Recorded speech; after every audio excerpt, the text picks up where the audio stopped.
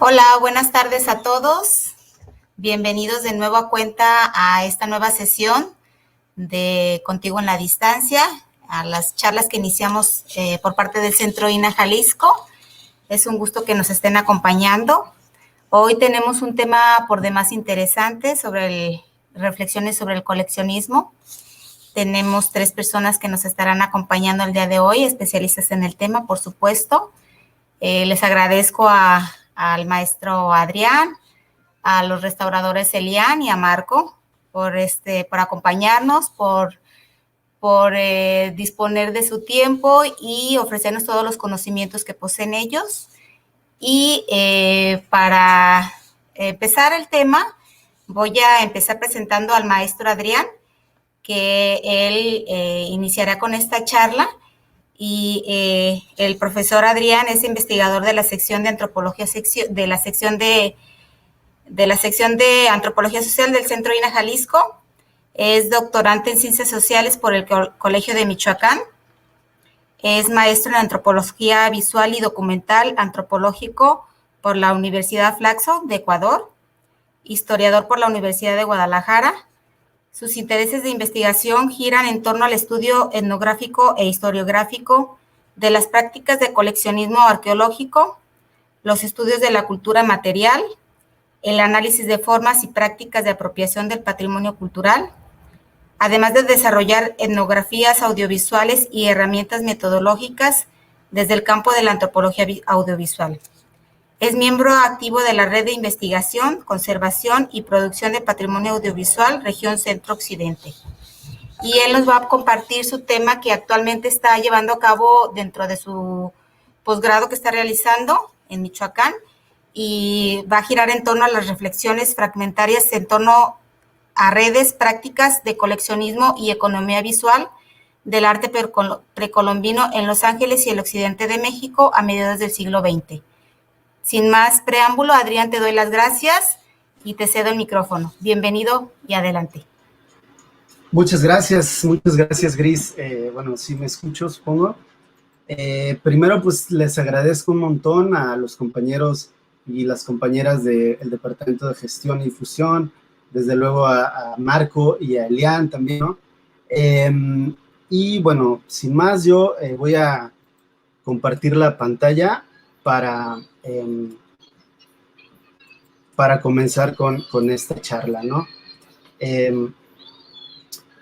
Bien, lo que voy a compartir con ustedes, como lo dijo Gris, es un avance, digamos, todavía de un trabajo en curso, que justo es una parte de mi tesis, de mi proyecto de investigación doctoral, que justo ahora estoy terminando, y la titulé de esta manera, ¿no? Desempacando el archivo Stendhal, reflexiones fragmentarias en torno a redes, prácticas de coleccionismo y economía visual del arte precolombino en Los Ángeles a mediados del siglo XX, bueno, entre Los Ángeles y el occidente de México, ¿no? Un poco para poner en contexto los antecedentes de este trabajo, me gustaría compartir, digamos, tres momentos clave, ¿no? Yo ya llevo, digamos, algunos años dándole vueltas a este tema, pensando en distintas dimensiones, en distintos niveles, el tema del coleccionismo, ¿no? Desde los lugares de origen y procedencia de las piezas y las prácticas asociadas.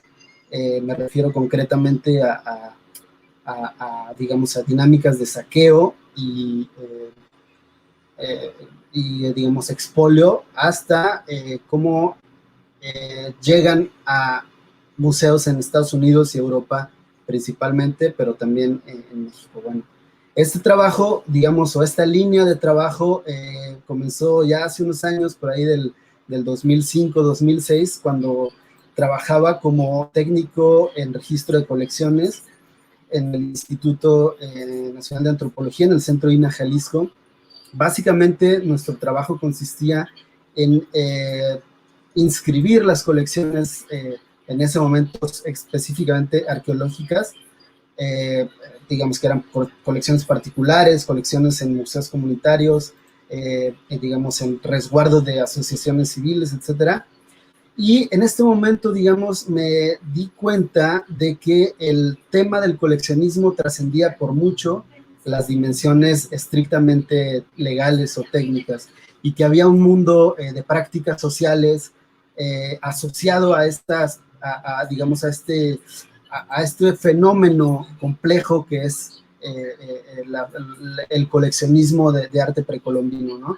Entonces, ese fue como el primer interés. Posteriormente tuve la oportunidad de hacer un posgrado en Quito, en Ecuador, y también ahí realicé un trabajo de investigación que derivó, digamos, en mi tesis de maestría, y la cual, digamos, está para consulta les dejo por ahí el enlace, y tiene que ver con, digamos, prácticas de coleccionismo en San Agustín y en Tlajumulco de Zúñiga, aquí al sur del área metropolitana de Guadalajara. Y bueno, un tercer momento es justo la tesis que estoy llevando a cabo, y que también se relaciona con una publicación que estamos gestionando con colegas en México, en Ecuador y en Colombia, justo sobre estos temas, ¿no? Pero bueno, ya pasando al tema, el proyecto que ahora llevo a cabo intenta estudiar cómo se conectan las dimensiones globales, nacionales y locales en el mundo del coleccionismo de piezas prehispánicas a mediados del siglo XX, y tiene como un observatorio específico digamos, más que las prácticas, la cultura material del antiguo occidente de México, ¿no? Estos estados de Jalisco, Colima, Nayarit, fundamentalmente, y tiene un escenario, digamos, etnográfico muy, muy concreto, que son los municipios de Teuchitlán y Etzatlán, en los valles centrales de Jalisco, ¿no? Entonces, digamos, eso es como el panorama más amplio, y me interesa pensar estos temas desde tres campos teóricos o conceptuales. Primero, los estudios de la cultura material. Segundo, digamos, lo que ha desarrollado Bruno Latour y un conjunto digamos, de intelectuales que plantean esta idea de la teoría del actor red. Y finalmente, los estudios críticos del patrimonio, ¿no? Esto que les comento o que les voy a presentar ahora es un capítulo o digamos, las bases de un capítulo de la tesis, que es el capítulo 3, y es, digamos, el análisis, o más que análisis, un despliegue, un despliegue un tanto fragmentario de un trabajo de archivo que realicé el año pasado en el Getty Research Institute en Los Ángeles, con el archivo de las galerías de arte Stendhal. Ahora vamos a entrar en digamos, en el papel de Earl Stendhal, digamos, que inició esta galería, y las dos generaciones posteriores de su familia, pero ellos fueron, digamos, de manera muy general, unos de los actores más importantes en tramar las redes y configurar un mercado para el arte prehispánico, no solo de México o de Mesoamérica, digamos, en los Estados Unidos y también en Europa, ¿no? Me interesa esta pregunta, ¿cuáles fueron las principales circunstancias, motivos o razones que generaron ciertas formas de valoración estética y comercial, así como el deseo de poseer piezas del occidente de México por parte de esta región? Y bueno, pongo acá digamos, unos elementos de algunos, digamos, el trabajo de archivo que he consultado a lo largo de estos años, ¿no? Bueno, Earl Stendhal, como les comentaba, mejor dicho, fue un broker, un galerista norteamericano que llegó a San Diego a principios del siglo XX, y bueno, logra abrir una digamos, sede de su galería en un hotel, en el Hotel Ambassador. Y en este primer momento, es decir, en la década de 1920 más o menos, se especializa fundamentalmente en la promoción de arte de las vanguardias, ¿no? De arte moderno. Y bueno, esta galería se convierte con el pasar de los años en un punto de encuentro fundamental para ciertos artistas intelectuales, digamos, de la costa oeste en Norteamérica. Cabe destacar que en estos primeros años no se había consolidado todavía un mercado para estas piezas, y digamos, los objetos prehispánicos se valoraban más como artefactos o como especímenes arqueológicos, ¿no? Digamos, desde la práctica de la incipiente, o digamos, son los albores de la antropología como campo disciplinar. Entonces, digamos, estas miradas en torno a la materialidad precolombina eran mucho más cercanas a los museos de historia natural, digamos, a estos campos, ¿no? Bueno, a mí me interesa mucho entender esta práctica de Earl Stendhal y conceptualizarla de acuerdo con lo que mi colega Pamela Ceballos ha planteado como esta figura del broker cultural, ¿no? Y planteo esta cita, dice, es de Pamela Ceballos: la noción antropológica del broker cultural permite abordar la construcción de valor desde circuitos y dimensiones económicas y simbólicas que se manejan en el campo del arte. El broker es un actor que conoce el sentido del juego y cómo capitalizar lo cultural y lo social para facilitar los intercambios entre grupos diversos. Y bueno, ahí ustedes podrán leer lo demás de la cita. Pero me parece que esta definición es muy interesante y, digamos, describe muy bien la praxis de la figura de Earl Stendhal, sobre todo, pero también de su hijo Alfred Stendhal y, bueno, sus nietos, ¿no? Porque, bueno, él, a grandes rasgos, en los años 30 conoce a una figura que va a ser también clave para los vínculos que está tejiendo o que está como tramando, que se llamó Guillermo Echaniz. Guillermo Echaniz era un vendedor de libros, de manuscritos antiguos, que tenía una tienda justamente de libros antiguos, manuscritos, etcétera, y en general, digamos, era como un anticuario, vendedor, etcétera, que tenía una tienda en la calle Donceles en la Ciudad de México.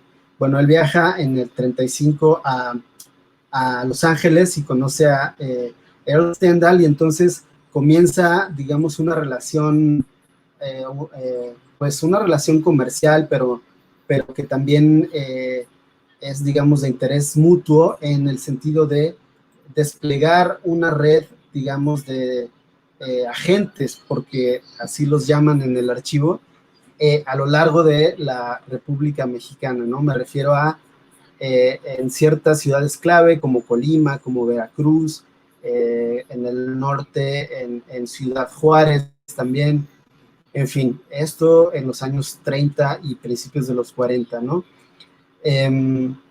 Bueno, digamos, una nota al pie tiene que ver con que este personaje está también construyendo relaciones con el mundo de la élite cultural mexicana de los años 40, concretamente figuras como Diego Rivera, como Frida Kahlo, como Miguel Covarrubias, etcétera, y con figuras también del mundo de la diplomacia y digamos, del mundo de la política en México, ¿no? Que, digamos, era muy cercano, ¿no? La política y la cultura, sobre todo en estos años, continúa siendo, pero sobre todo en estos años, fueron un pilar fundamental en el planteamiento digamos, de las políticas de identidad nacional, ¿no? Entonces, bueno, un primer elemento que me interesa destacar es esta idea de que el coleccionismo, o digamos, este ensamblaje de personajes o esta red de actores, es justamente esta trama de intereses que en algunos casos coinciden, en algunos lados, y en algunos casos no tanto, ¿no? Es decir, tengo, por ejemplo, este caso bueno, esta es una imagen de Earl Stendhal, seguramente en algún momento de los años 40, no estaba fechada en el archivo, pero me interesa destacar el volumen de piezas de Occidente que hay aquí, ¿no? Tenemos una pieza, figura de estos característicos perros de Colima, algunas figuras de Nayarit, estas dos, acá hay otra que posiblemente sea de Nayarit, en fin, ¿no? Predominan las figuras de Occidente porque pues se plantearon como una moda. Ahora vamos a entrar en ese tema más a detalle, pero eran, digamos, muy importantes para estos coleccionistas en Estados Unidos, ¿no? Pero bueno, volviendo al tema de la relación de Guillermo Echaniz y Earl Stendhal, en estas cartas, no estoy seguro si alcancen a leerlas, digamos, tampoco es la intención que las lean todas, pero bueno, básicamente lo que están diciendo en este hilo digamos, de correspondencia que es muy temprana en el 41, 42, y nuevamente una nota al pie, es importante definir este momento que es justo en medio de la Segunda Guerra Mundial, ¿no? Y esto va a ser importante porque hay ciertos filtros en Estados Unidos, sensores les llamaron, digamos, que están justo detectando información sensible para los intereses norteamericanos en el contexto pues, de este conflicto armado, ¿no? Y por eso firma, en este caso, Guillermo Echaniz con una clave que es esto, B52, agente B52, ¿no? Y identifican a ciertas figuras también con seudónimos. Pero bueno, me desvío un poco. Lo que quería comentar es que en esta correspondencia concretamente están hablando de el cementerio de Teotihuacán que encuentra Guillermo Echaniz, y entonces le dice a Stendhal que si recuerda que los arqueólogos, se refiere a Alfonso Caso y a los arqueólogos del incipiente INAH, recordemos que el INAH se funda en 1939, entonces a escasos 4 años, Earl Stendhal y Guillermo Echaniz se encuentran en este cementerio, y entonces le platica, diseñan juntos una estrategia que incluye la compra de los terrenos, que incluye una estrategia para, por ejemplo, sembrar maíz y, digamos, disimular las excavaciones, y desde luego hay una parte, le comenta que por la magnitud, digamos, del encuentro, no es posible hacerlo sin algún grado de participación pues de las autoridades finalmente, ¿no? Se refiere concretamente a Alfonso Caso. Entonces, yo con esto no estoy sugiriendo que Alfonso Caso les autorizó que lo hicieran, pero sí hay como una zona gris ahí, un tanto ambigua, entre la política de protección de patrimonio en los años 40 y estos intereses más globales digamos, pues de estos actores, ¿no? Específicos, ¿no? Entonces, simplemente lo dejo ahí para la reflexión y no es ninguna conclusión. En otra carta, en esta de acá, no sé si vean el cursor, pero bueno, ahí creo que no se ve, pero bueno, en la tercera carta está hablando de que conoce a una persona, a un político, a un viejo amigo suyo político, que conoce al gobernador de Colima, y bueno, le plantea una estrategia para fundar un museo local, pero que las mejores piezas se las va a quedar, en fin. Ahí ya vamos delineando un poco cómo esta red, ¿no? Acá tenemos un par de imágenes, son estos dos personajes que comenté, Earl Stendhal y Guillermo Echaniz. En el lado izquierdo están en el Tajín, en el lado derecho están en el Teotihuacán. Acá es, digamos, Earl Stendhal en la Ciudad de México, viendo cómo rompen una piñata, ¿no? Acá, digamos, hay un poco, digamos, una serie de documentos, hay telegramas, unos pagarés y una carta de Guillermo Echaniz a Earl Stendhal comentando sobre una inspección que hizo a algunas piezas, ¿no? Para validar la autenticidad. Los telegramas le comenta, voy a estar en Guadalajara el siguiente sábado, trae mucho material. Le dice Guillermo Echaniz a Earl Stendhal en un telegrama de febrero del 45. Bueno, otros personajes importantes en esta trama son estos 4, solo por nombrar algunos, ¿no? Es decir, como les comentaba, es una lectura fragmentaria, no es una búsqueda, digamos, cronológica o historicista, ¿no? De buscar alguna verdad, simplemente son reflexiones sueltas que en algún momento se conectarán. Bueno, estos 4 personajes, Kurt Stavenhagen, padre de un famoso antropólogo mexicano, bueno, él fue, digamos, un migrante de origen alemán que llegó en los años 40 a México, derivado de pues, estas persecuciones nazis, ¿no? Hay un trabajo que se publicó en la revista Intervención hace un par de años muy interesante sobre sobre, digamos, es un trabajo un tanto biográfico, es una semblanza de él.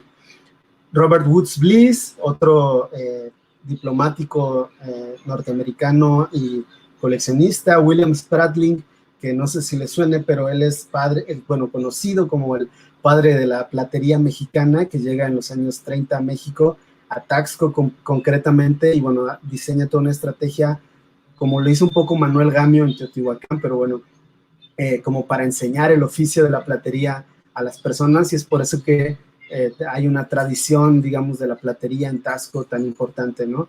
Y finalmente, tal vez el que es uno de los más importantes para nuestro caso de estudio es Proctor Stafford. Él fue un coleccionista de Los Ángeles que, bueno, formó, digamos, en los años 50, particularmente una colección de cerca de 250 piezas es, digamos, una de las primeras o de las colecciones que visibilizaron más al occidente de México en museos globales, ¿no? Como su colección fue después adquirida por LACMA, por el Museo de Arte del Condado de Los Ángeles, y actualmente, bueno, continúa siendo una de las colecciones importantes de este museo, ¿no? Una viñeta al margen, bueno, no tanto al margen, pero digamos articulada con esta reflexión es cómo se valoraba las piezas de Occidente de México. Como les dije al principio, se puso de moda, digamos, el tema de las piezas de Occidente, pero en parte, digamos, debido a todo este imaginario de las piezas como, o digamos, más que de las piezas de la objetualización de las culturas, de los grupos precolombinos de esta región, como sociedades, digamos, inferiores en términos de civilización. Desde luego, ese es un consenso que se rompió, al menos desde los años 90, pero en este momento, digamos, estas perspectivas de coleccionistas abonaron mucho a tener esta concepción de las piezas como inferiores en relación, digamos, con las piezas aztecas o mayas o zapotecas, ¿no? Se consideraban como piezas anecdóticas o seculares que representaban, digamos, escenas de la vida cotidiana que carecían de ritualidad y, digamos, simbolismo y la complejidad que tenían las grandes culturas mesoamericanas, ¿no? Bueno, a este proceso se ha llamado, digamos, o me gusta pensar que se plantea de esta manera, como un proceso de objetualización de la cultura, que es decir, que es como reducir la complejidad de los grupos sociales prehispánicos que habitaron esta región a sus vestigios materiales, ¿no? Y la producción material de estos grupos. Bueno, algunos ejemplos de la colección de Proctor Stafford, que la relación de Stafford y Stendhal es clarísima porque él lo dice en una entrevista que circula en la red, que las primeras piezas justo las consiguió en esta galería, la galería Stendhal, ¿no? Bueno, en esta tabla tampoco estoy seguro si la alcanzan a ver, espero que sí, pero son algunas exposiciones o exhibiciones de piezas precolombinas o prehispánicas que organizó la Galería Stendhal entre los años 40 y los años 70 o fines de los 60. Como vemos, no son pocas y son de espacios tan diversos como un museo de arte, digamos, de este Dallas Museum of Fine Arts, hasta, digamos, espacios poco usuales como tiendas departamentales. Eso me llamó mucho la atención. Digo, esto es un trabajo que ya lo han hecho colegas de Estados Unidos, como Matthew Robb del Museo Fowler, o Mary Miller y Megan O'Neill de la Universidad Emory y el Getty también Git Research Institute. En fin, han planteado esta idea de las galerías, perdón, las tiendas departamentales como espacios para exhibir las piezas arqueológicas. Concretamente está este caso de las May Department Stores, que tenían distintas sucursales en los Estados Unidos, pero el dueño se llamaba, uno de los dueños o presidentes de la empresa, Morton D. May, también conocido como Buster. Él adquirió un lote muy, muy importante de piezas en la galería Stendhal. Cuando digo muy importante, me refiero a un lote de cerca de 2,000 piezas, poco más, con la intención de venderlas en sus tiendas departamentales, ¿no? Entonces, es algo impensable en México o en la América Latina, pero, bueno, el avance, digamos, del capital, o sea, el lenguaje del capitalismo norteamericano, pues plantea este tipo de operaciones que nos pueden parecer ofensivas desde la perspectiva patrimonial, pero que es una realidad observable, digamos, ¿no? En términos etnográficos y en términos de algo que sucedió, ¿no? Entonces me parece como muy, o sea, me parece clave para pensar en cómo se configuró la idea sobre lo prehispánico desde sus muchas dimensiones, ¿no? Bueno, aquí otra acotación es el papel de la academia y de los propios arqueólogos en muchos casos para validar estos procesos, ¿no? En este caso hay una carta, por ejemplo, de H.V. Nicholson, profesor de UCLA, de la Universidad de California en Los Ángeles, validando la autenticidad de las piezas de la colección de Morton D. May, ¿no? de estas tiendas departamentales. Entonces ahí nuevamente estamos frente a un conjunto de ensamblajes complejos que no se reducen, o sea que los valores de estas piezas no son solamente, son atribuidos por las personas, no son inherentes a los objetos. No es que el objeto tenga un valor a priori, llámese patrimonial, llámese comercial, económico, estético, sino que estos valores se construyen justamente en estas interrelaciones y dependen del lugar desde donde lo estás mirando y cómo lo estás enunciando, ¿no? Y se conectan con otros procesos más amplios, incluso a nivel geopolítico, que como vamos a ver en un par de ejemplos posteriores. Creo que me estoy ya extendiendo un poco, pero bueno, voy a tratar de acelerar el paso. Hubo una exposición muy importante en 1946 en el Palacio de Bellas Artes, organizada por, digamos, a partir de la colección, o básicamente a partir de la colección de Diego Rivera.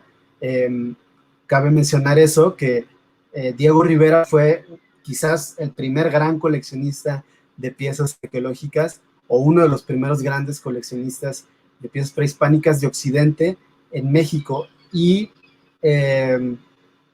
no el único, desde luego, pero bueno, con su colección se monta en 1946 esta exposición que causó como un impacto importante en estas otras redes, digamos, de los museos en Europa, de las galerías, del mundo, digamos, del coleccionismo, ¿no?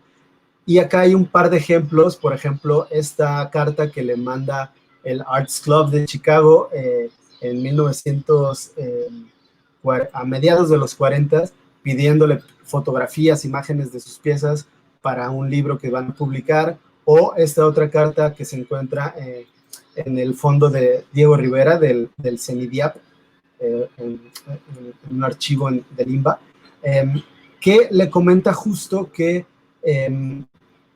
tiene interés, o digamos, esta exposición despertó interés en la comunidad académica en Francia por este tipo de piezas que, y lo dice en la carta, son totalmente desconocidas en Europa, ¿no?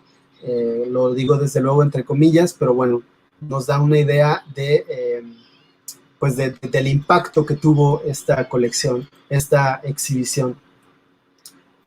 Desde luego no era un interés exclusivo de Estados Unidos ni de Europa. Por supuesto, en México también hay un interés desde muy temprano, incluso desde el siglo XIX, que con la construcción de los estados nacionales y los imaginarios de la nación, pues los museos justo empiezan a construir esta idea de lo patrimonial, de lo propio, de lo que nos define como cualquiera de los países del mundo, ¿no? Entonces empieza como este discurso del patrimonio en clave de legado y se construyen distintas instituciones. El Museo Nacional data pues de muy temprano, en el siglo XIX, de 1825, con algunos cambios y adecuaciones. Bueno, ahí sigue como un itinerario, pero en el 64 se funda, se construye esta idea del Museo Nacional de Antropología, no solo la idea, sino literalmente el Museo Nacional de Antropología.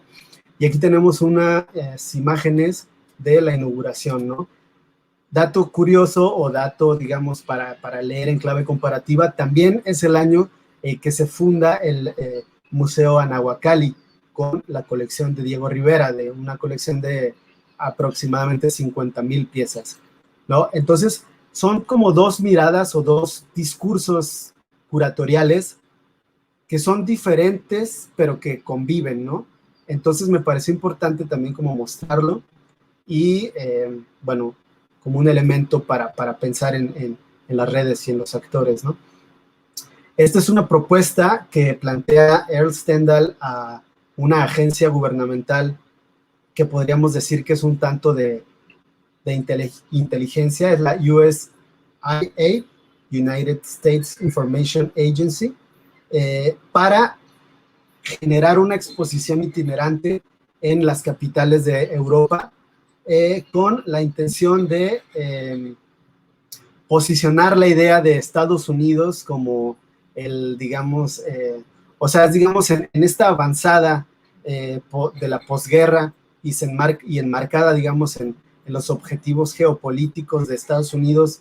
Me refiero concretamente al Plan Marshall y esta idea o posicionar esta idea del buen vecino, o sea, de Estados Unidos como el buen vecino de América, y esta idea del protector del legado de América o de las Américas en Europa, ¿no? Entonces ahí plantea un conjunto de elementos que me parecen absolutamente clave para pensar en cómo Estados Unidos expande sus intereses, desde luego capitalistas y de orden imperial, digamos, como que ya no está como muy, digamos, desde el lenguaje del imperialismo cultural, parece que ya ahora no tiene demasiado eco, pero sí me parece que en este momento es justamente este proceso de expansión imperial de los Estados Unidos a fines de los años 50, ¿no?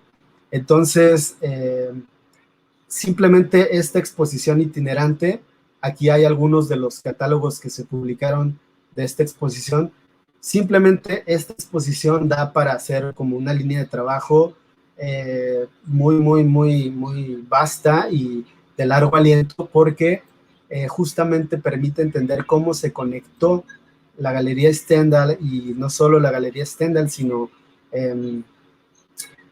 los distintos actores, tanto mexicanos o centroamericanos, porque él viajaba también asiduamente a Guatemala, a Honduras, para buscar piezas, con el mundo de las galerías y del coleccionismo en Europa, ¿no? Bueno, ya esta última parte, un poco también para cerrar, porque creo que ya me colgué, tiene que ver con lo que plantea Deborah Poole como una economía visual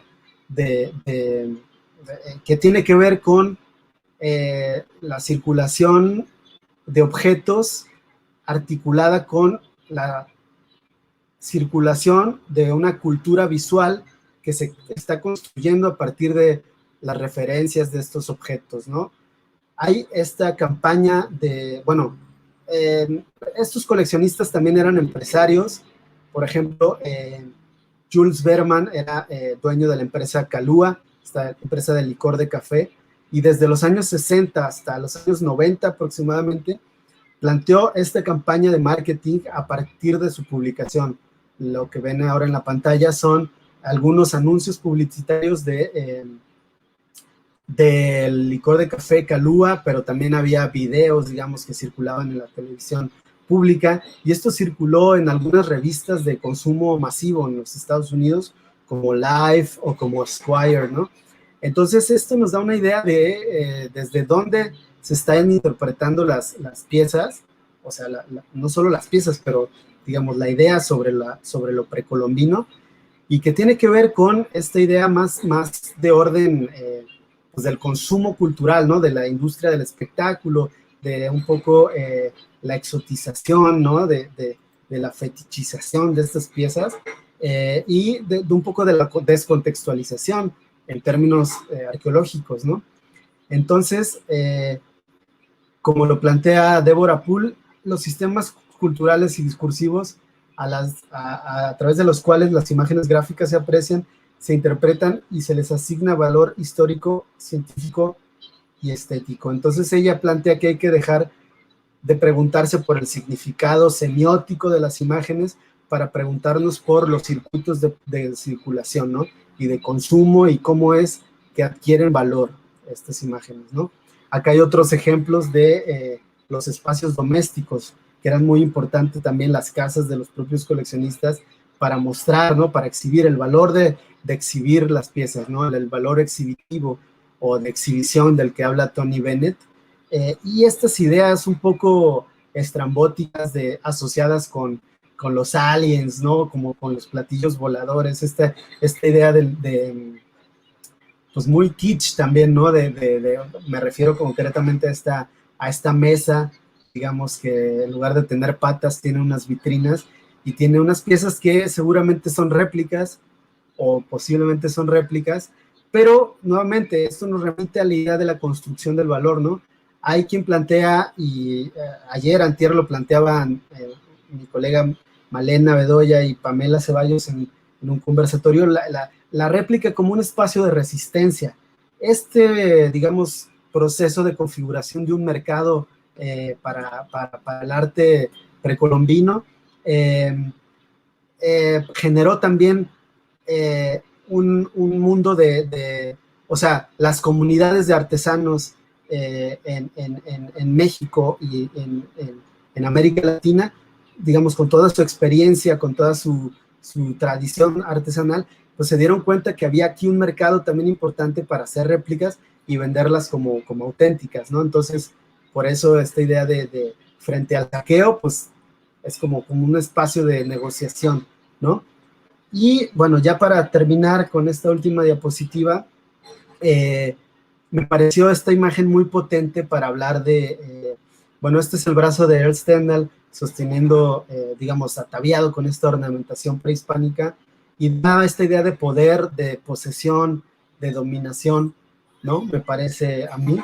Y cierro ya con esta cita, o más que cita, bueno, con por qué llamé esto desempacando el archivo Stendhal, y planteo que esta idea de desempacar el archivo tiene que ver con los abordajes críticos del archivo, no para validar una verdad histórica y objetiva a partir de evidencias, sino para pensar a partir de fisuras y posibilidades de diálogo, circulación, ensamblaje y producción de sentido en torno a fenómenos como la migración mexicana en Estados Unidos, o también otro tipo de lecturas posibles sobre lo patrimonial, los vínculos entre lo público y lo privado, lo legal y lo ilegal, o los márgenes del Estado.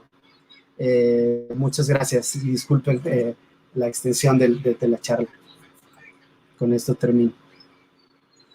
Maestro Adrián, sin duda muy interesante, y pues vemos aquí con la investigación que has estado realizando un panorama muy concreto de lo que significa el coleccionismo, ¿no? El tema que has abordado por demás interesante, todos los procesos que has seguido, todos los documentos que has consultado, por supuesto.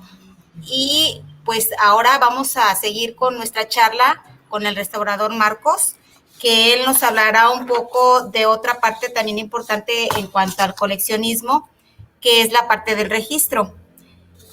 Considero que, como tú has señalado ahorita en tu ponencia, el coleccionismo tiene diferentes visiones, como apuntalaste al final de tu presentación, Y una parte importante decíamos que es también el registro de las piezas arqueológicas y en general de los bienes culturales, ¿no? En ese sentido, les voy a presentar al restaurador Marco Vinicio Cerratos Aguirre. Él es egresado de la Escuela de Conservación y Restauración de Occidente. Ha participado en diferentes seminarios y talleres de conservación y restauración en diferentes etapas, por ejemplo, de cerámica, de pintura mural, de pintura de caballete, de escultura policromada, de papel y documentos gráficos, de restauración de metales. En fin, tiene una amplia experiencia. Actualmente se está desempeñando dentro del Centro INAH Jalisco. Él es encargado de llevar a cabo todos los registros de los bienes arqueológicos que ingresan a través de la ventanilla única de este centro. Y pues sin más preámbulo, le doy las gracias y le doy la bienvenida a Marcos. Adelante, Marcos. Pues muchas gracias a todos, especialmente a ustedes que organizaron esta conferencia y que nos invitaron para que pudiéramos participar. También a nuestro compañero Adrián. Y retomando un poquito el tema, que es lo que él nos estaba comentando acerca del coleccionismo, pues realmente lo que es el registro surge el 6 de mayo de 1972, cuando se publica por primera vez en el Diario Oficial de la Federación la Ley Federal sobre Monumentos, Sitios y Zonas Arqueológicas, Artísticas e Históricas. Esto surge como una necesidad para proteger el patrimonio del país, porque evidentemente, como ya estaba mencionando nuestro compañero Adrián, el coleccionismo empezó a hacer que se disgregara todo el patrimonio de ciertas áreas o regiones.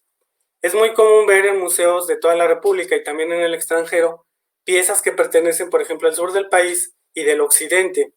En el caso del occidente, específicamente, podemos encontrar muy comúnmente los famosos perritos, que son originarios de Colima, y algunos perritos que también tienen ciertas variaciones en cuestión de forma y técnica y que son de Jalisco, al igual que otro tipo de piezas que tienen una policromía muy elaborada y son muy atractivos.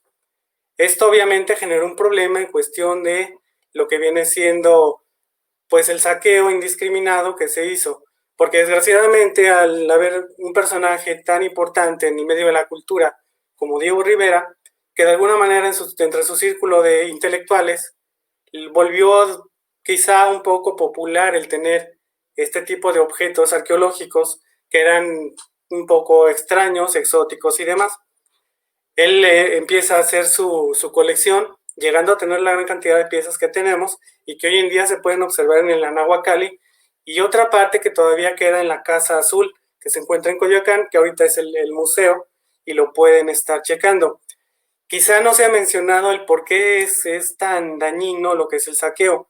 Evidentemente porque las piezas son propiedad de la nación. A partir de que se promulga la ley y que se hace la protección de estos bienes, pues entonces evidentemente se pone un artículo en donde se tipifica como un delito lo que es la venta y la compra ilegal.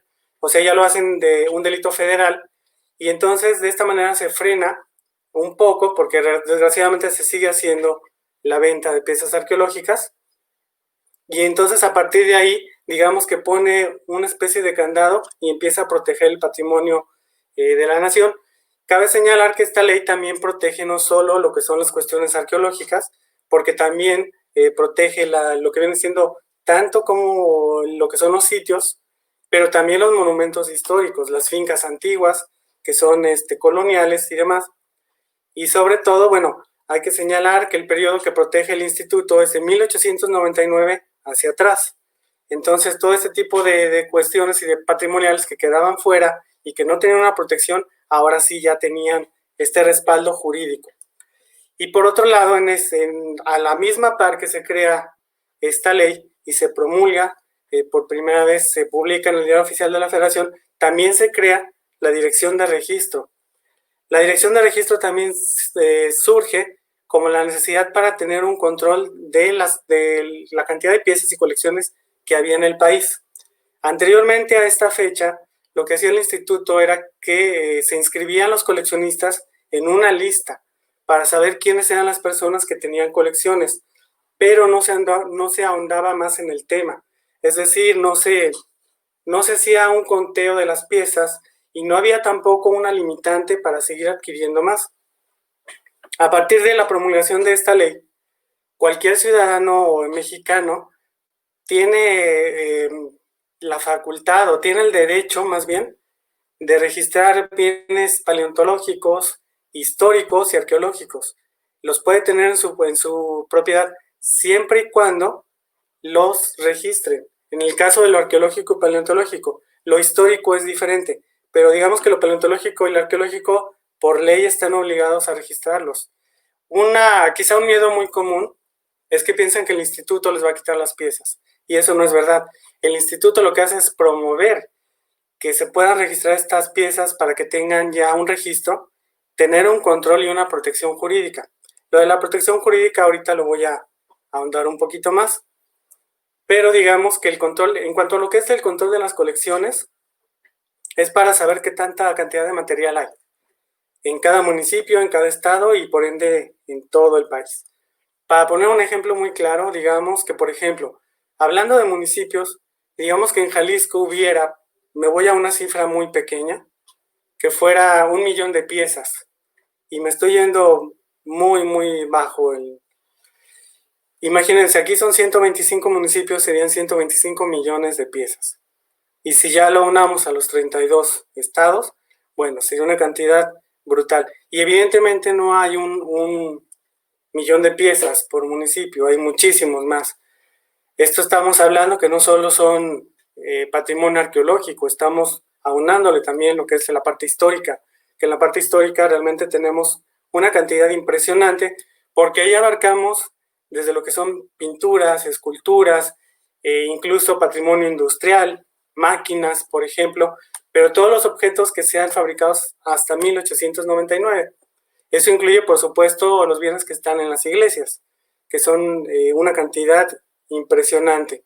Entonces, si nos damos cuenta del número de bienes que hay en todo el país, sería imposible que cada municipio supiera cuánto patrimonio tiene. Eso es impensable.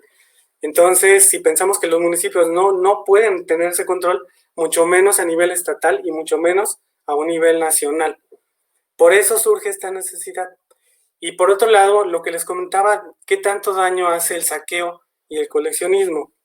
El saqueo en general, hablando específicamente de lo que es la cuestión arqueológica, sabemos que los arqueólogos reconstruyen el pasado a través de los vestigios materiales para entender lo que fueron las civilizaciones o culturas o grupos sociales antiguos. ¿Qué es lo que sucede con los saqueadores? Que de repente van a alguna tumba de tiro o a algún entierro o encuentran piezas simplemente, y ya sea para la venta o para sus casas o cualquiera que sea el motivo.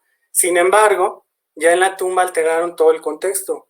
Entonces, por ejemplo, para un arqueólogo es muy, muy importante saber la cantidad de piezas, la orientación. Si hay alguna osamenta, la orientación que tiene esa osamenta, igual que las piezas, a dónde están orientadas, la disposición en el espacio, todo eso lo altera con el saqueo.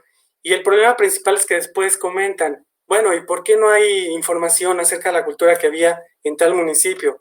Precisamente por eso, porque desgraciadamente cuando ya dan aviso de alguna tumba que se encuentra, la gran mayoría de las veces, por desgracia, ya se encuentra alterada. Y entonces ahí ya al arqueólogo le quitamos toda esa información. Y sí, es posible que recuperes la colección, pero ya está fuera del contexto y esa información se perdió. Además de que se debería de mantener todas las piezas en el lugar de origen. Por decir algo, si es de algún municipio de aquí de Jalisco, que no salga de ahí, a menos que haya un convenio con las autoridades municipales y vaya a algún museo. De ahí ya es una cuestión diferente porque es una difusión cultural y se podría en algún momento tener ya un estudio, pero el saqueo ese es el daño principal que hace. Volviendo al tema, ¿para qué sirve el registro? El registro es una herramienta que precisamente, como yo les comentaba, nos da certeza jurídica de la existencia que tienen estos monumentos y de este tipo de patrimonio, ya sea arqueológico, paleontológico o histórico. ¿Por qué certeza legal de su existencia? Porque precisamente el registro, al hacer todo el trámite, que ahorita también les voy a explicar cómo es el proceso del trámite, se nos asigna un número de colección. Como les comenté, se crea la dirección de registro y ellos se encargan de asignarle un número de colección a cada estado y para asegurarse de que ese número no se duplique y que, por decir algo, la colección 2830 PF aquí en Jalisco exista otra en Yucatán. Eso nos asegura que la 2830 PF se encuentra en Jalisco, para evitar duplicidad en cuestión de las colecciones y a final de cuentas para ir teniendo un control de cuántas piezas son, de qué temporalidades y, por ejemplo, si es posible, de qué grupo cultural pertenece. Entonces, toda esa información es muy importante. Además de que también nos da una protección legal, una protección jurídica al momento de que las piezas ya registradas son sustraídas ilegalmente de algún domicilio, un museo y demás, que sean sujetas a un robo, por ejemplo. Creo que un caso muy particular ha sido, y también muy recurrente, desgraciadamente, que vemos que hay subasta de piezas arqueológicas en Europa, por ejemplo. El problema de ahí es que, digamos que ellos nos dicen que no es posible que uno pueda comprobar que son de México, lo cual es algo contradictorio y podría ser hasta ridículo, pensando en que aquí tenemos especialistas que conocen evidentemente las colecciones.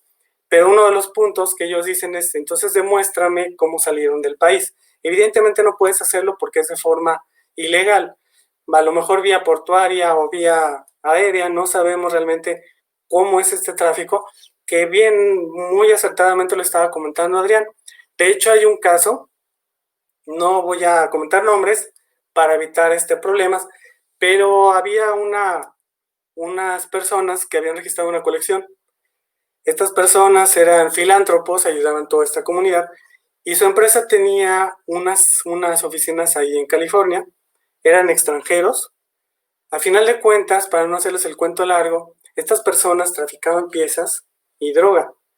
Entonces, como tenían una pista privada y tenían contactos, era el medio por el que salían. Les estoy hablando, evidentemente, de una época de los 70s también, mientras, digamos que todo el sistema y el registro se terminaba de asentar bien y que todo el mundo empezaba a conocer que sí se podía hacer el registro. Y hablando, pues, de este tema, digamos que el miedo más común es que el instituto les va a retirar las piezas como particulares y que solamente los museos o instituciones son los que tienen el permiso para poder tener piezas arqueológicas, lo cual es mentira totalmente. Y les comento que los particulares podemos tener ese derecho para registrar las piezas. Si en la casa de algún familiar tienen piezas arqueológicas, es una obligación. En caso de que no quieran registrarlo, lo ideal es que lo donen a algún museo o las entreguen al instituto, al Centro INAH Jalisco. Pero lo ideal es que si quieren registrarlo sin ningún problema. La única limitante en la cuestión de los particulares es que el registro es una sola vez en toda la vida. Es decir, si el particular tiene 3,000 piezas, se les registran sin ningún problema, pero ya no puede volver a hablar al instituto para registrar una pieza más. Entonces, por eso es un solo registro en toda la vida, sin importar la cantidad de piezas. En el caso de museos, no. En los museos se puede incrementar la colección. Se supone que lo hacemos para evitar el coleccionismo en el caso de los particulares. A lo mejor suena contradictorio en cuestión de museos, sin embargo en los museos no, porque se supone que actúan sin fines de lucro. Y ahí la situación es que los museos les llegan a veces en donaciones las piezas arqueológicas, como les comenté, y entonces por eso está sujeto a un crecimiento de ese acervo. Por eso ahí sí se permiten instituciones. Evidentemente también el registro es de la parte histórica. Y como les comentaba, pues la limitante es la fecha. De 1899 hacia atrás es lo que compete al instituto, desde lo paleontológico hasta el siglo XIX, prácticamente. Y en cuanto a lo que viene siendo el trámite, ustedes pueden entrar ya sea en línea a la página de trámites.ina.gov.mx y ahí hay varias opciones. Opciones incluso para cuando quieren solicitar alguna licencia para alguna modificación en cuestión de monumentos históricos o en su defecto ya hacer el registro. En ese sentido, bueno, hay una parte que dice registro de bienes muebles. Ustedes le dan clic y ahí entran. Ahí se va a desplegar un menú donde van a poder descargar lo que viene siendo la solicitud de registro. Si lo quieren hacer de forma directa, pueden acudir a las instalaciones de Jalisco, que se encuentran en el Liceo 168 entre San Felipe y Juan Manuel. Ahí directamente en ventanilla única, lo que ustedes tienen que llevar, en el caso de los particulares, es su credencial de lector y la solicitud. Si ustedes tienen alguna duda en cómo llenar la solicitud, no hay ningún problema. Pueden acudir a Ventanilla Única y si yo me encuentro en ese momento, yo con mucho gusto los puedo asesorar y llenamos la solicitud sin ningún problema. En el caso de museos o instituciones o en el caso de alguna iglesia, sí se les pide, por ejemplo, en el caso de la iglesia, el nombramiento como párroco de la iglesia, su IFE y la solicitud llena. Y en el caso de museos, se pide el nombramiento como director o encargado del museo, casa de cultura, el IFE y la solicitud de registro. Entonces,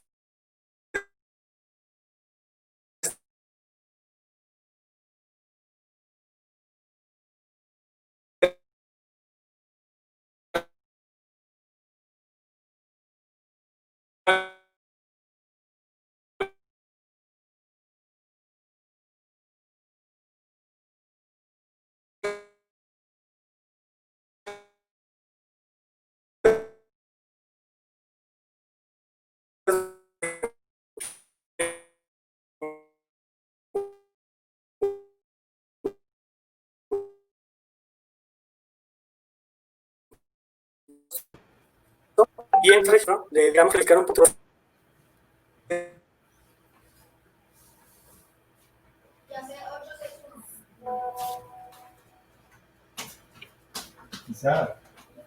Una disculpa, creo que se está cortando la transmisión, Marco. A ver, Marco. ¿En qué me quedé? Estábamos en los trámites, Marcos. Ah, perfecto, una disculpa, como que se cortó. Sí, sí. Bueno, entonces, digamos que el registro ya consiste, sí se alcanzó a escuchar los requisitos para cada caso en particular, ¿verdad? Ya las Sí se alcanzó. En cuanto a las iglesias, decías que el párroco tiene que presentar algunos documentos, ahí es cuando ya se empezó un poco a cortar. Ah, perfecto. Sí. En cuestión de lo que son los párrocos, tiene que presentar el nombramiento como párroco de la iglesia, la solicitud de registro y su IFE, su credencial de lector. En el caso de particulares, digo, por si también no escucharon muy bien, para recapitular rápido, en el caso de particulares es nada más el IFE y la solicitud llena. En el caso de los párrocos, museos e instituciones o casas de cultura, se pide el nombramiento como encargado o director de casa de cultura, de museo, etcétera, y en el del párroco el nombramiento como párroco de la iglesia o capellán en su defecto, ¿no? Y ya nada más su IFE y la solicitud llena. Les comentaba que en caso de que tuvieran alguna duda, los podemos asesorar para que no se equivoquen al momento de llenar cada uno de los espacios y con gusto ahí podemos llenarlo de forma directa para que no tengan ningún problema. Les comentaba que el proceso de registro, que eso es lo que también creo que no lo alcanzaron a escuchar, consiste en, una vez que tenemos todos los documentos, hacer el trámite con la Dirección de Registro Público para que nos asignen el número de colección. Y justo en ese momento, cuando ya no lo asignan, podemos ir al domicilio de la persona, al museo, a la Casa de la Cultura o al municipio donde esté. Digamos que consiste nada más en llegar a cada pieza, marcarla con ese número de colección y poner su número consecutivo. Es decir, si son 300 piezas, ponemos el número asignado y el número de cada pieza hasta completar las 300. Y por otro lado, se tienen que tomar las medidas de cada una de las piezas para, si en algún momento hay un extravío, un robo y demás, se pueda recuperar a través de los medios pertinentes. Y por otro lado, tomarle fotografía de todos los lados. Y en el caso de que tengan algún deterioro, tomar los deterioros o algún detalle o seña en particular. Esto es muy importante porque, como les comentaba también, han salido piezas que son al extranjero, que las roban y demás. Y justo cuando tienen el registro, también una fisura, una grieta o un faltante de una pieza nos puede ayudar a identificar de forma más fácil que la pieza originalmente era de cierta región y que ya contaba con número de registro, porque evidentemente el número de registro en algún momento se lo pudieran borrar. Entonces tenemos no solo el marcaje, sino también el apoyo fotográfico para poder identificarlo. Y básicamente sería toda esta situación y complementamos en nuestra ficha de registro cada pieza con las características de cada una de ellas. Es decir, el material, por ejemplo, si son de cerámica, bueno, arcillas y barros y demás, y el tipo de técnica de construcción, ya sea un modelado, si tiene aplicaciones y si tiene policromía. Y como les contaba, esas pequeñas señas particulares. Si tienen alguna duda, bueno, yo estoy a sus órdenes en el centro de INA Jalisco y pueden incluso contactarme por correo. Mi correo es marco-cerratos@ina.gov.mx. Y pues sería todo de mi parte. Les agradezco la atención. Gracias, Marco. Muy interesante también este proceso que todos deberíamos de tener claro por si tenemos algunas piezas en nuestras casas o por si somos parte de algún museo que no han registrado alguna colección, de alguna iglesia. Y esto complementa también un poco la otra visión que se puede ver del coleccionismo, ¿no? Sí, por supuesto. Nos mostraba, claro, con su investigación toda esa...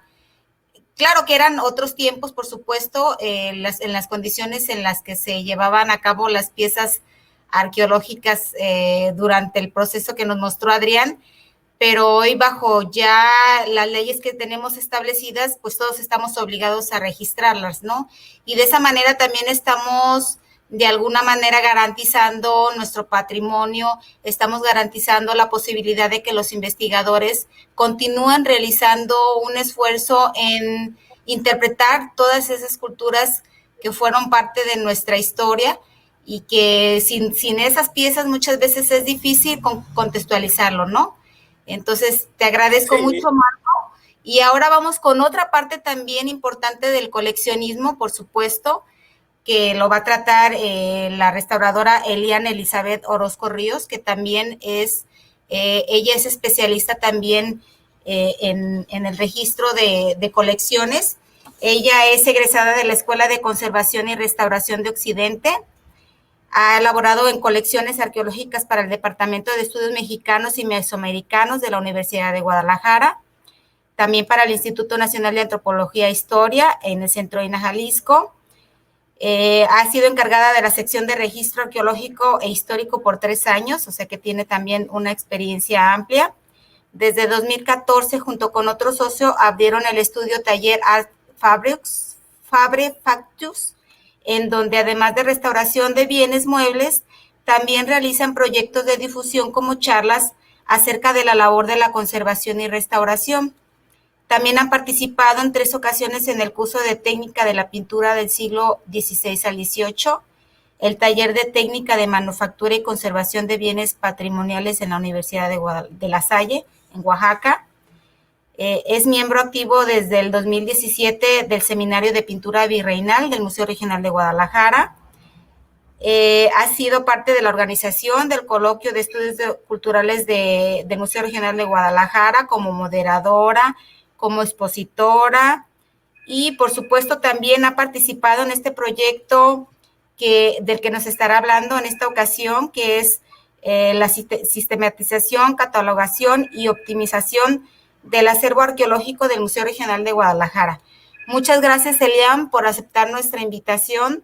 Como siempre, bienvenida y te cedo la palabra. Adelante. Muchas gracias, Adriana. Gracias a todos por estar aquí. Trataré de ser breve debido a que ya llevamos un tiempito conectados. Bueno, mi charla se titula Acercamiento a la colección arqueológica en bodega del Museo Regional de Guadalajara. Y los responsables del proyecto somos el arqueólogo Daniel Ruiz Cancino, quien es investigador del Museo Regional de Guadalajara, y una servidora, Eliana Orozco, como ya mencionó Gris, egresada de la ECO y contratada por el proyecto SCOA en las temporadas 2018 y 2019. A manera de introducción, les hablaré brevemente sobre los antecedentes de este proyecto que se titula Sistematización, Catalogación y Optimización del Acervo Arqueológico. Por sus siglas le denominamos SCOA, del Museo Regional de Guadalajara. Este proyecto ha luchado por desarrollarse desde el año 2011, cuando el arqueólogo detectó una disociación de piezas y armó el proyecto en 2015. Este fue aprobado en 2017 para poder ejecutarse en el 2018, que es cuando entro yo. También, bueno, entre el arqueólogo y yo, siempre queriendo trabajar en un ambiente interdisciplinario donde pues no solamente la mirada del arqueólogo sea la que descifre y vea y pueda planear y ejecutar, sino que entre ambas profesiones podamos construir algo mucho más sólido y completo.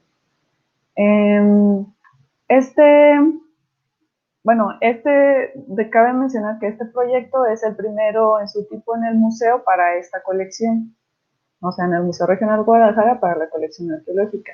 Y tiene el objetivo principal de ordenar, sistematizar y catalogar el acervo arqueológico para promover su investigación y conservación. Es de mencionar que esta colección está conformada, de acuerdo al inventario que se tiene en el museo, por 15.976 números de inventario. Esto no quiere decir que ese sea el número total de piezas, en realidad existen muchísimos más. Debido a que cada número de inventario puede estar conformado por un lote o bien por un conjunto. Entonces, puede ser un número de inventario, pero está constituido por 20 piezas o 3, son varios. Y voy a compartirles.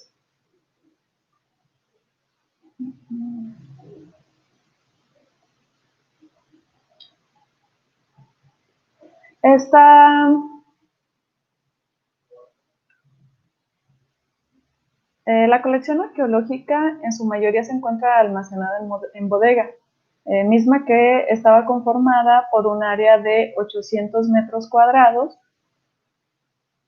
y que para el año 2015, debido a un proyecto de reestructuración del museo, esta se redujo a 500 metros cuadrados.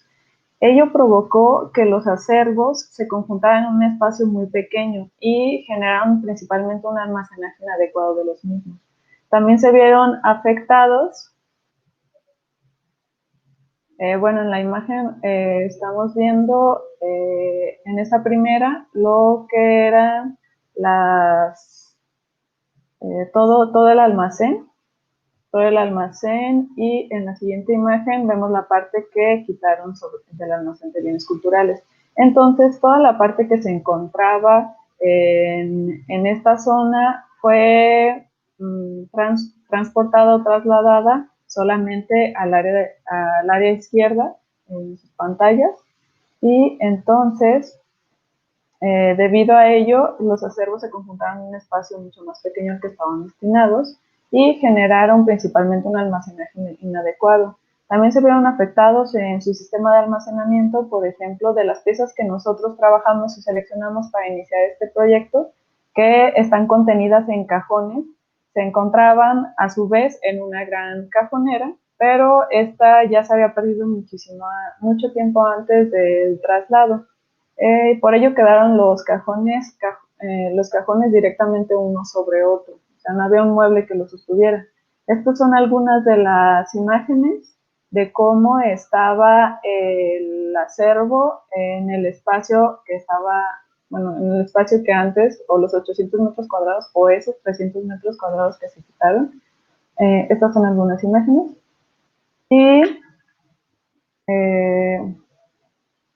podemos ver también que tanto el espacio que está aquí atrás como el que está en esta parte intermedia se pasó a esta sala, a esta bodega, todo él. Y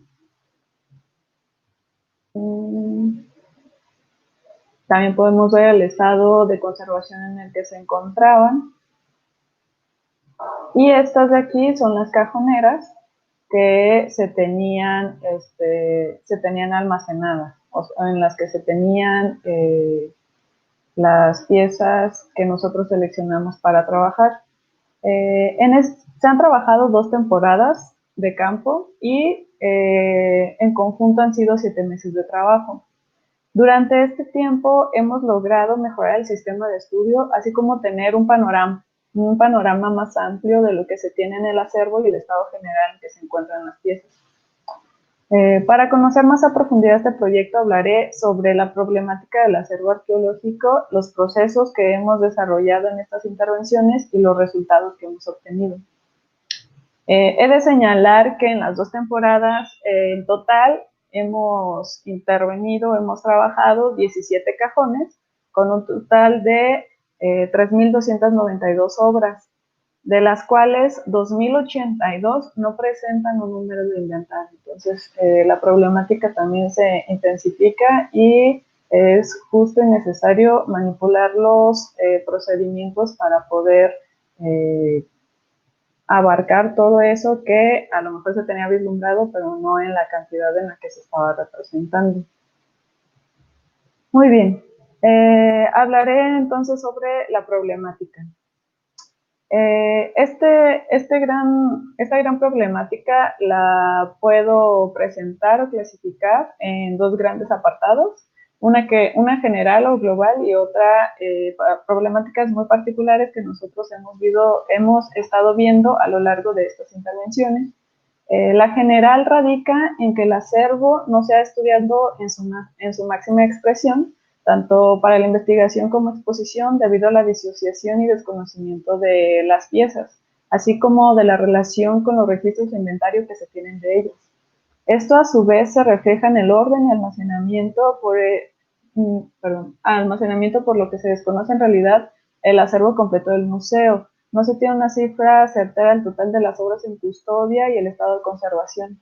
Esto impide que los investigadores y por tanto el público pueda conocer más de ellos. Sin embargo, con esto que acabo de decir, a mí no me gustaría sonar catastrófica, ya que aunque no se tiene el número certero, nosotros no partimos de la nada. Tenemos el registro de esas 15.973 inventarios y por otro lado también es pertinente que si se identifica un problema, como lo hizo el arqueólogo en su momento, se encuentre una forma de solucionarlo.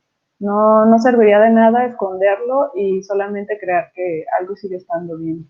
Entonces, de aquí me gustaría hablar sobre los problemas particulares que hemos encontrado hasta el momento en el que hemos trabajado en el acervo y hemos identificado, y también lo puedo dividir en 2, en unas problemáticas que están en la materia o físicamente sobre las obras y otros que son unas problemáticas documentales.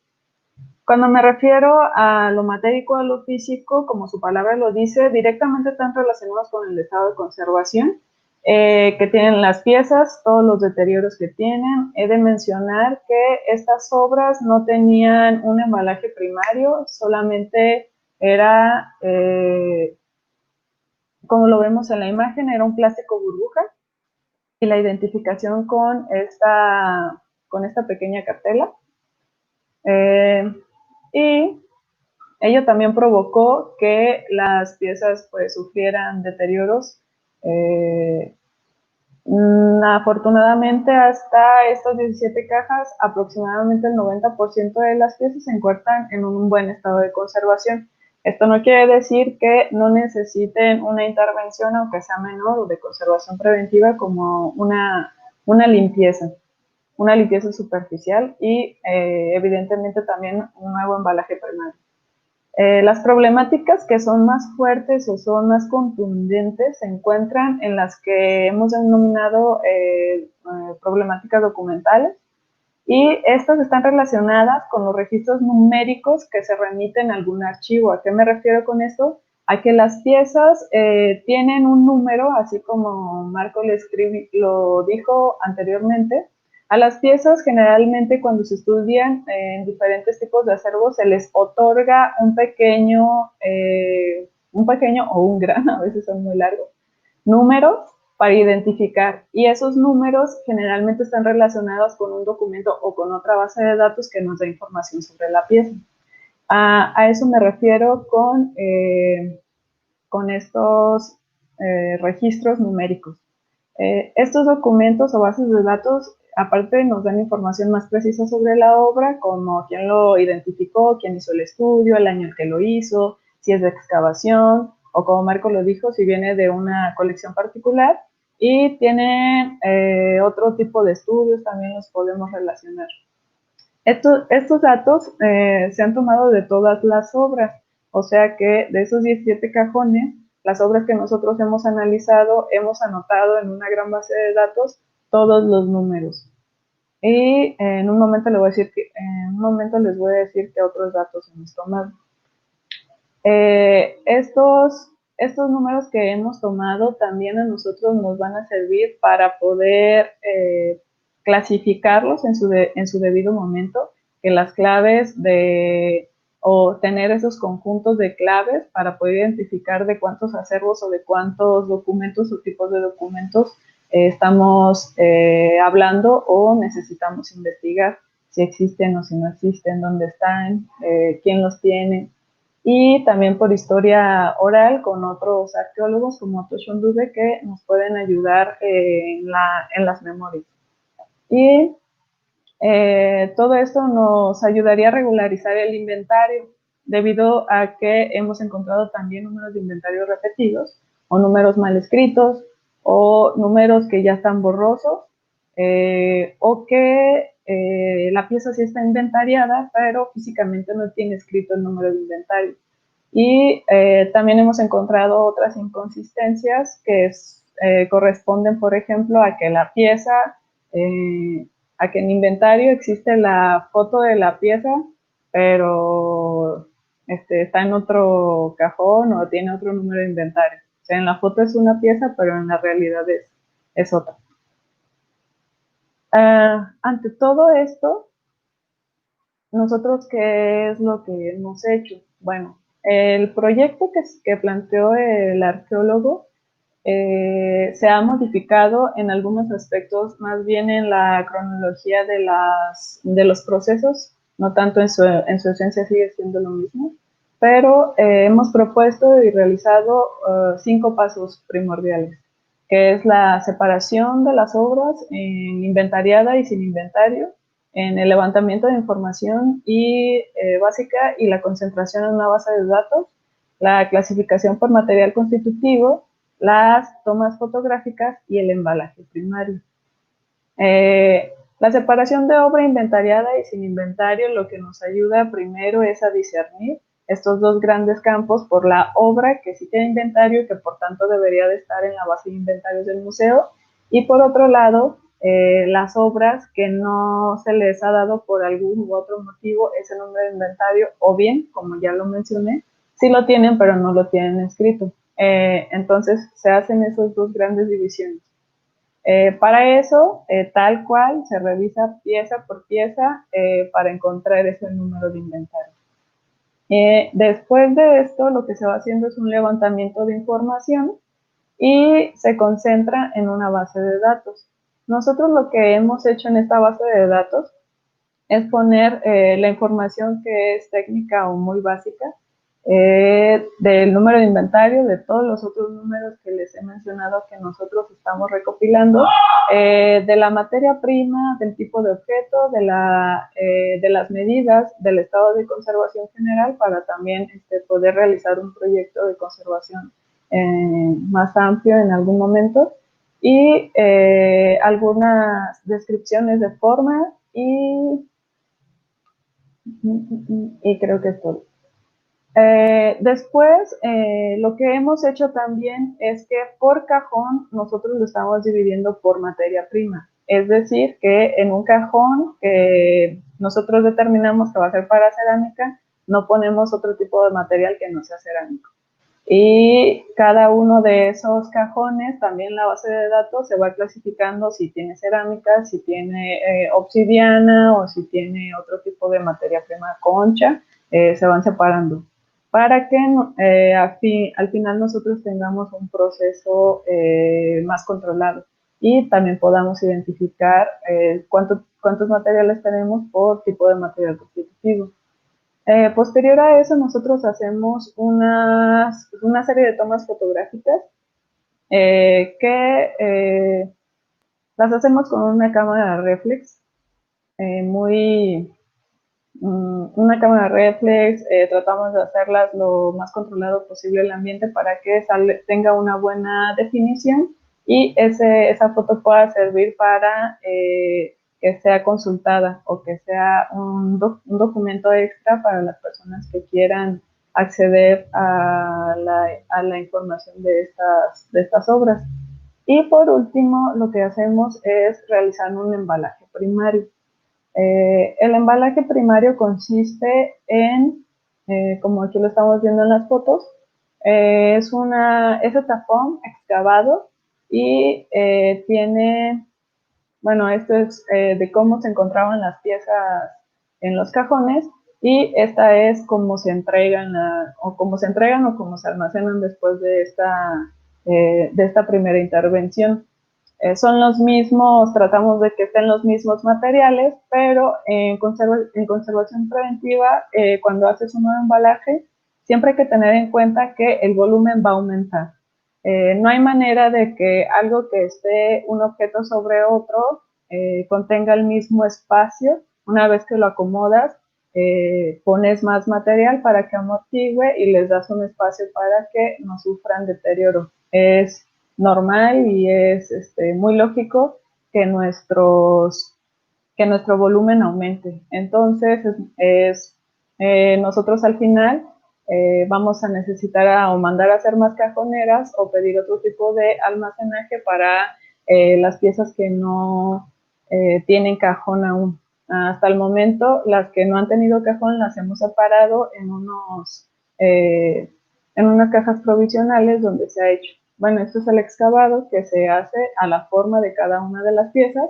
Se ha anotado el número de inventario debajo de la pieza para poder identificarla mucho más rápido.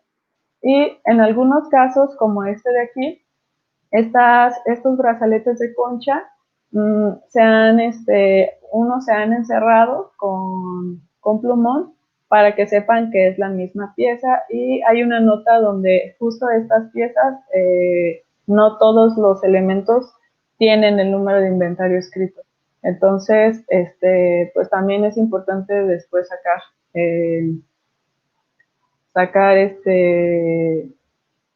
pues algunas soluciones muy prácticas que te ayuden a la identificación. Este es otro ejemplo. Y lo que hicimos también en la parte de frente de los cajones es la numeración del cajón y señalar qué material o qué números de inventario están en la parte de arriba. Muchos de ellos, no todos, tienen 2 niveles y se ponen los números de inventario que están arriba y que están abajo para que también sea muchísimo más fácil de accesar a los materiales. Bueno, esta es también la toma fotográfica. Algunas fotos, bueno, esta no está todavía editada, pero son las fotos que hemos obtenido.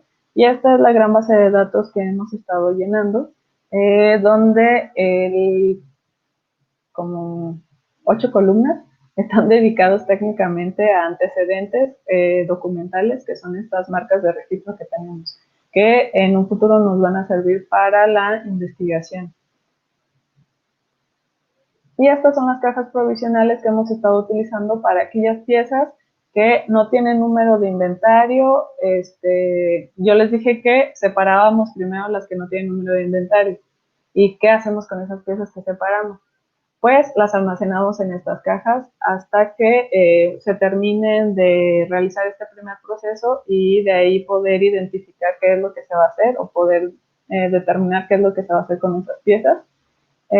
Así también en estas cajas provisionales, las piezas que sí tienen número de inventario pero aún no tienen un cajón, se colocan aquí y de la misma forma utilizamos etafón y excavamos y ponemos embalaje primario. ¿Por qué lo hacemos así?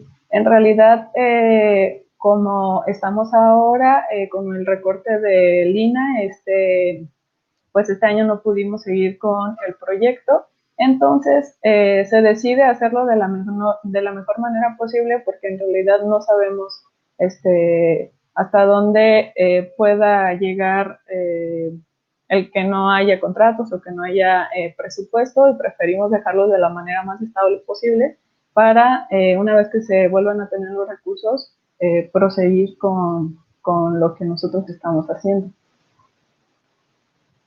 Y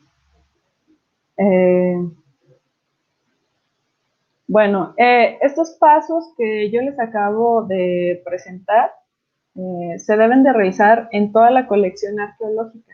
Y una vez que se concluyan estos, seguirían la comparación de las obras inventariadas con la base de datos de inventario.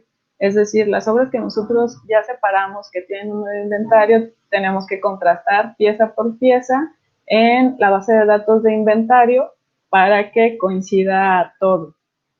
Coincida la fotografía, coincida el número de inventario, coincidan las medidas que nosotros tomamos con los que están ahí.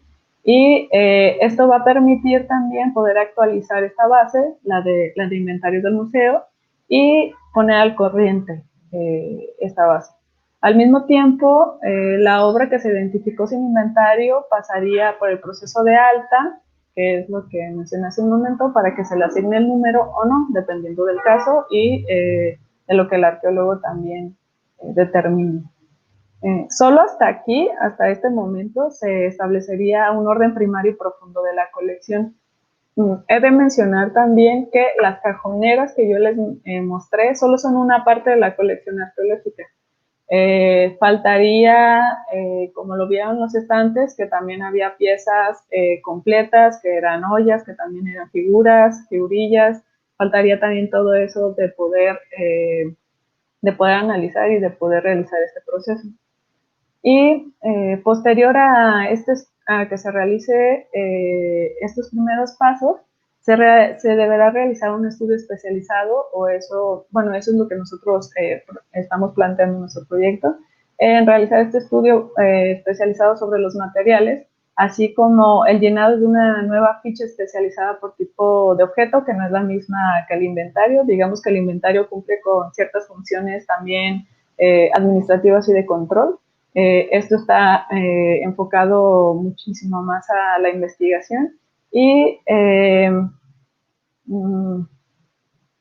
puesto que, como lo mencionamos, estas fichas las vamos a desarrollar o se desarrollarán en conjunto con los arqueólogos especializados en cada materia prima, y la pretensión es obtener la mayor información posible de la obra para poder responder a la mayor cantidad de respuestas que tengan los investigadores, con el objetivo de que la manipulación sea el último recurso, no que no las puedan ver o no las puedan tocar, sino pensando también en la disposición que puede haber muchísimo más amplia a aquellos que no pueden trasladarse a la ciudad de Guadalajara o pueden hacer material comparativo, y que todo esto a ellos les permita conocerlas con mayor certeza, con mayor firmeza y con todo lo que se le pueda dar.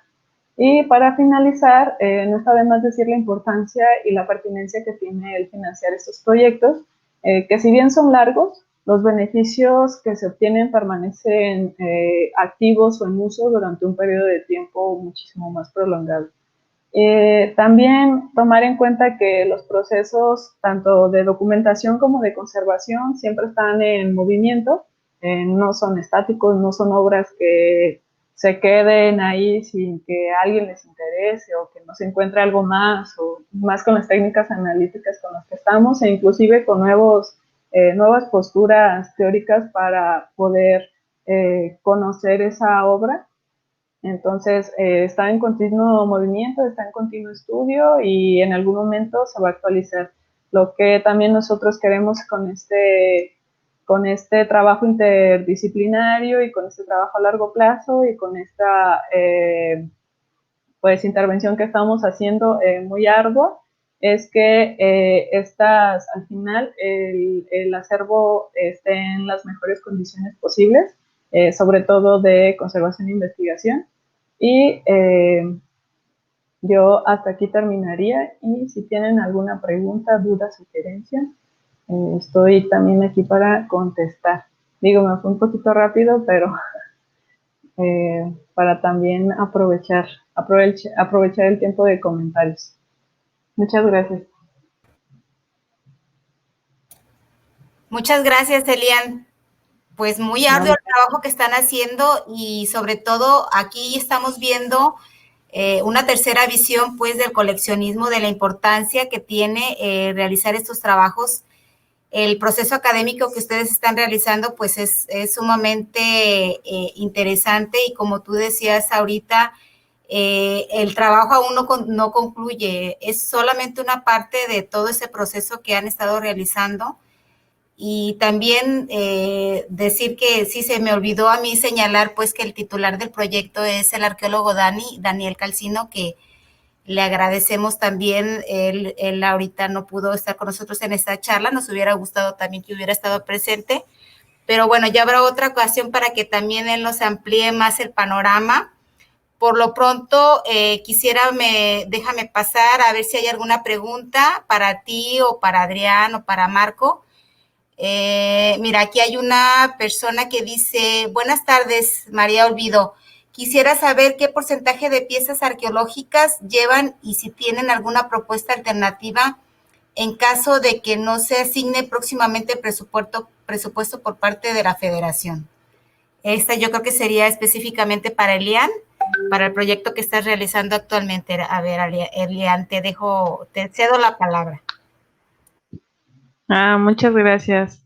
Pues el porcentaje de piezas arqueológicas que llevamos no lo podemos saber con certeza, justamente por lo que mencionaba de no sabemos el total real de las obras. El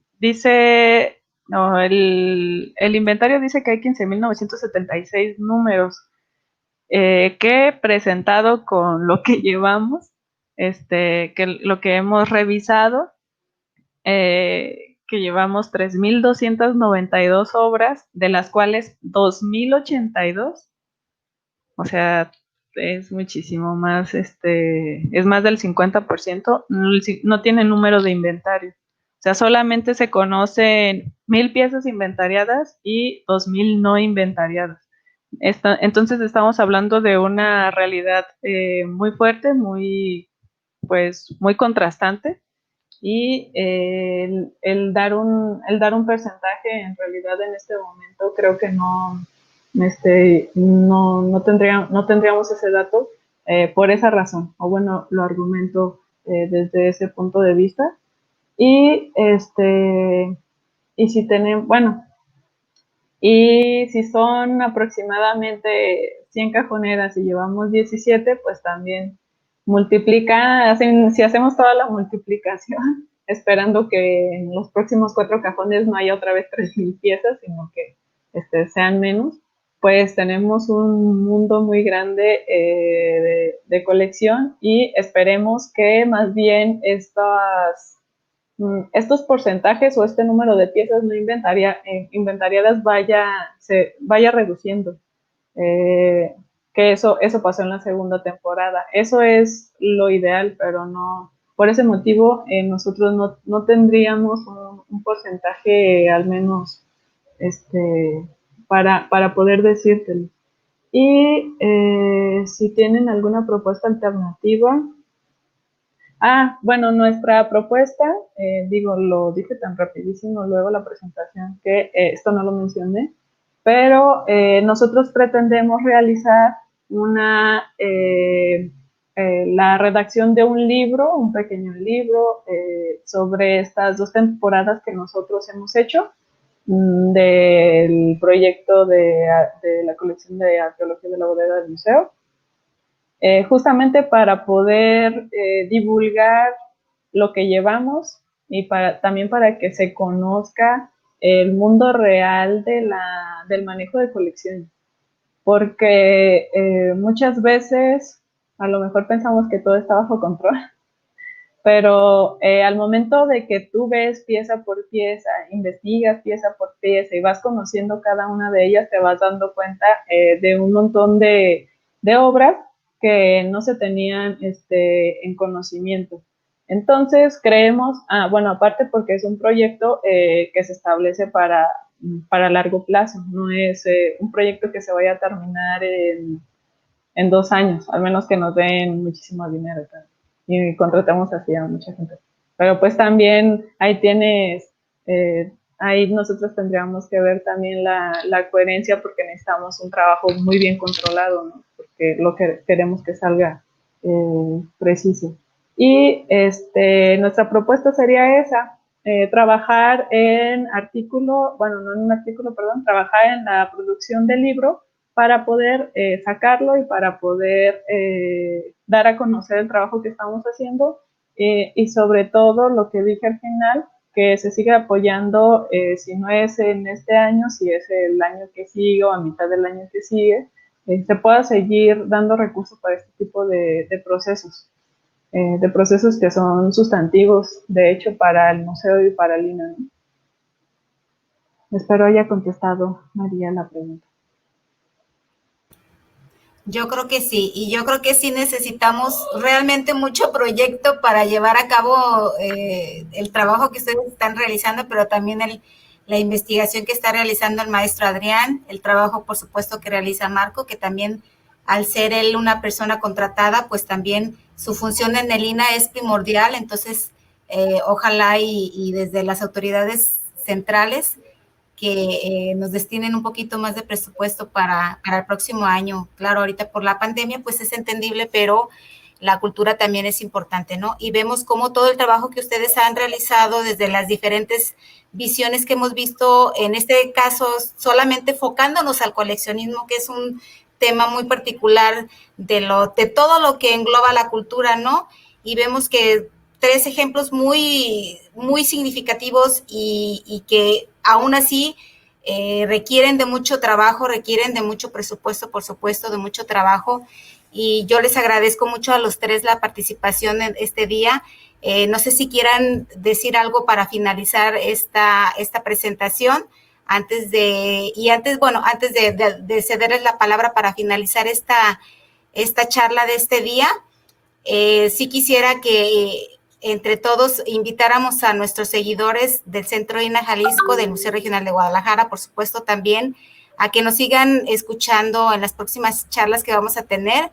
La siguiente va a ser el 1 de octubre, también un tema muy interesante por parte del arquitecto Cuauhtémoc de Regil, que nos va a apoyar con un tema del Panteón de Belén, entonces, perdón, del Hospital de Belén. Entonces también va a ser un tema muy interesante, que por ahí también los esperamos, que nos sigan apoyando, que sigan compartiendo estas charlas para que más gente se entere, para que llegue también a otras entidades. Vemos que el coleccionismo pues no es un tema particularmente de México, sino que es un tema internacional. Ya el maestro Adrián nos lo expresó aquí en su ponencia. Y ahora sí, si gustan que diga cada uno de ustedes algún comentario final, algo. Aquí también reiterarles que aquí en el chat hay felicitaciones de varias personas de todas las participaciones que han tenido. Aquí está el ejemplo de Cronopio Ortega, que dice felicidades, a Adrián y a Marco, y por supuesto a Elian. Beto Negro también dice felicidades y gracias a los 3 expositores, muy interesantes sus ponencias y felicidades. Y bueno, si gustan, le cedemos la palabra a Elian para que nos dé algunas palabras finales. Seguimos con Adrián y concluimos con Marco, ¿les parece? Adelante.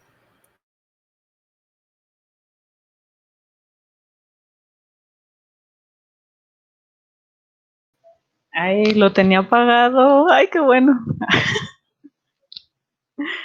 No, decía que estas palabras no las había preparado, pero les quiero agradecer sobre todo la investigación, que obviamente colaboro ahora solo por contrato por el INA, pero siempre me ha gustado trabajar para ellos.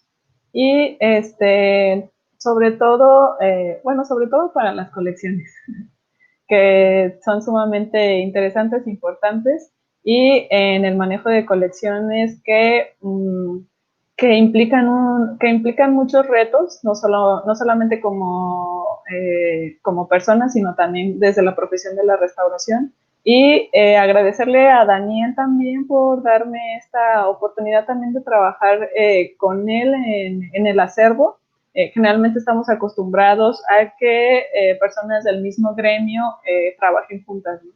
Y he conocido a muchas personas también en el instituto que hemos logrado hacer esta multidisciplina, este análisis de las obras en museos también, con historiadores del arte, con museógrafos, con arqueólogos, que enriquecen muchísimo más la forma en que lo abordamos, ¿no? O sea, el reflejo de lo que estamos haciendo Daniel y yo en este proyecto no solamente ya es nuestra visión desde el punto de vista de cada profesión, sino que gracias a esta relación que hemos tenido constante, hemos podido ampliar o ver la obra cultural desde otro punto de vista, no solamente también institucional, obviamente que pues son parte del Museo Regional de Guadalajara, pero también como obras producidas por nosotros, por personas como nosotros, por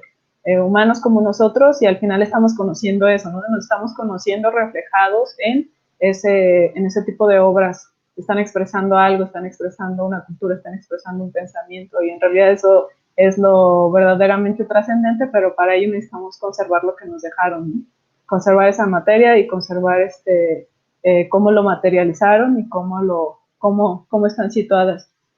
Muchas de ellas descontextualizadas, pero que aún así tenemos mucho trabajo por hacerlo, y siempre esperando que sí se volteen a ver este tipo de proyectos que justo son de acervos en custodia del instituto directamente, ¿no? Que se sigan apoyando para poder desarrollar diferentes estudios desde otras disciplinas y desde la arqueología también. Muchas gracias de nuevo.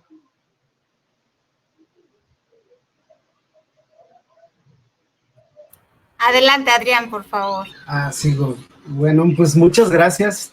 La verdad es que más que pues tampoco es que tenía preparado así como unas palabras, pero bueno, simplemente un par de reflexiones.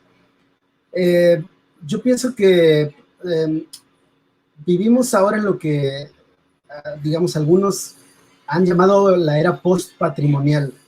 Y yo pienso que desde la práctica institucional también tenemos que pensar como en nuevas posibilidades de diálogo con estas realidades complejas, ¿no? De las que, para bien o para mal, hemos construido, digamos, se ha construido el tema de las instituciones patrimoniales a partir también de un paradigma que vincula el tema de la cultura con la identidad, pero que también de alguna manera fue ciertamente nocivo para algunas comunidades, ¿no? Es decir, el tema de la expropiación de los terrenos, el tema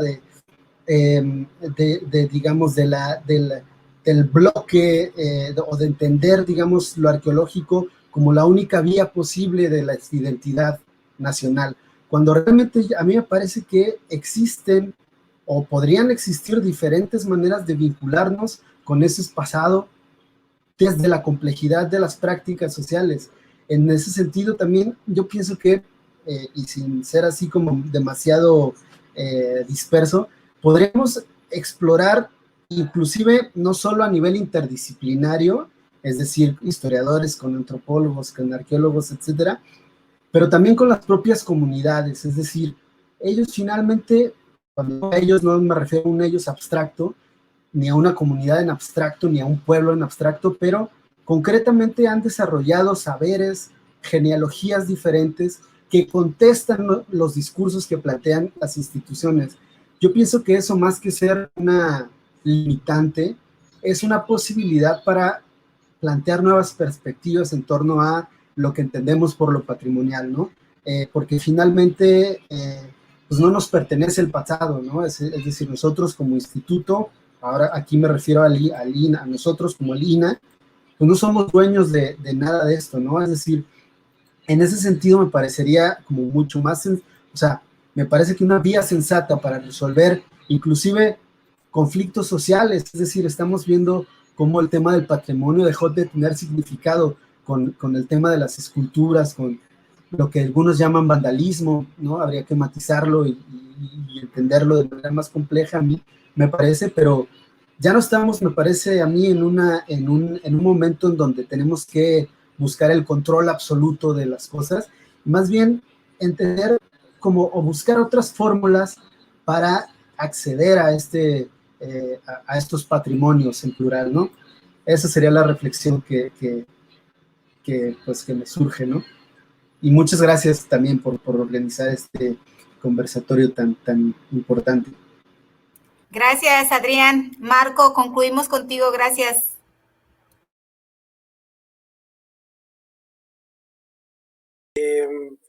Agradecerle a todos la atención, todos los que nos estuvieron siguiendo a través de esta transmisión. Y también, bueno, decirles que este tema da para mucho y que si desean saber un poquito más al respecto, pues bueno, se pueden acercar aquí a nuestro compañero Adrián, que pues es una persona muy accesible y amable y que siempre puede compartir algo interesante. Lo mismo digo de mi compañera Elian, que también es una persona muy accesible y que les puede dar un poquito más de información acerca de los procesos y de cómo se ha trabajado las colecciones. Y por mi parte, pues también quedo yo a sus órdenes en el Centro INAH Jalisco, y agradecer también finalmente a ti, Gris, y a todo el equipo que hicieron posible esta transmisión y que nos permitieron formar parte de esta plática, estas reflexiones. Y pues muchas gracias. Muchas gracias a los tres y bueno, los seguimos invitando a que nos acompañen en las siguientes transmisiones. Les decíamos el 1 de octubre a la misma hora, a las 5 de la tarde, tendremos la próxima charla. Gracias a todos, a los tres, a todos los que nos han acompañado en esta transmisión, como decían ustedes, a sus felicitaciones, a sus comentarios y bueno, hasta la próxima.